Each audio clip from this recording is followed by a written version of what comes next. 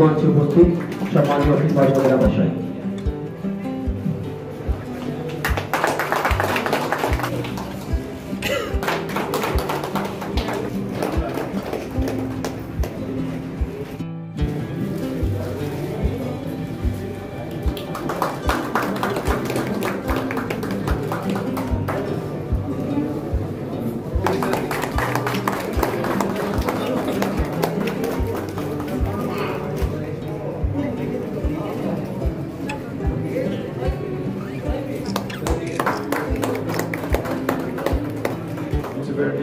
আমাদের সম্মানীয় কাউন্সিলররা আছেন, আমাদের Bankura Sammilani medical college and hospital, ওখান থেকে ডক্টর আসছেন, সমস্ত মেডিকেল স্টাফ যারা আজকে রক্তদান শিবিরের যারা অংশগ্রহণ করছেন, এবং আমাদের সিভিলিয়ান্স পাবলিক যারা আছেন, এনবিএফ কনস্টেবলস, আমাদের থানার অফিসার্স যারা আজকে এই ব্লাড ডোনেশন ক্যাম্পে পার্টিসিপেট করছেন।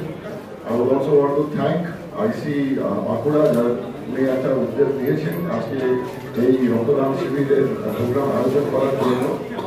সকালকেই একটাই আমাদের মেসেজ থাকবে বাঁকুড়া জেলা পুলিশের তরফ থেকে, আমাদের মাননীয় এসপি স্যারেরও একটা আমাদের গাইডেন্সের ওনার ইনস্ট্রাকশনের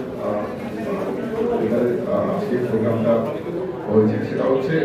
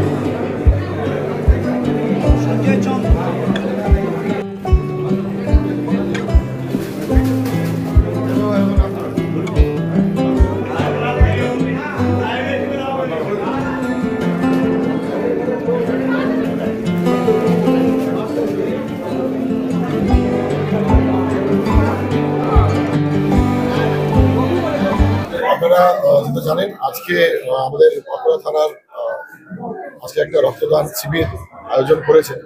সেটা আমাদের বড় সাহেবের একটা নির্দেশও ছিলেন কি সমস্ত থানাগুলোতে যেভাবে হোক একটা ভলেন্টিয়ারভাবে একটা রক্তদান শিবির প্রোগ্রামটাকে আয়োজন করার জন্য।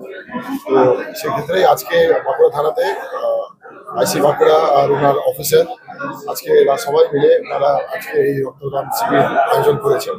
সেখানে আমাদের বিএসএমসিএস থেকে Bankura Sammilani college hospital and college থেকে ডক্টর আর ওনাদের মেডিকেল স্টাফ ওনারা আজকে টাইম স্পেন্ড করে আজকে আসছেন।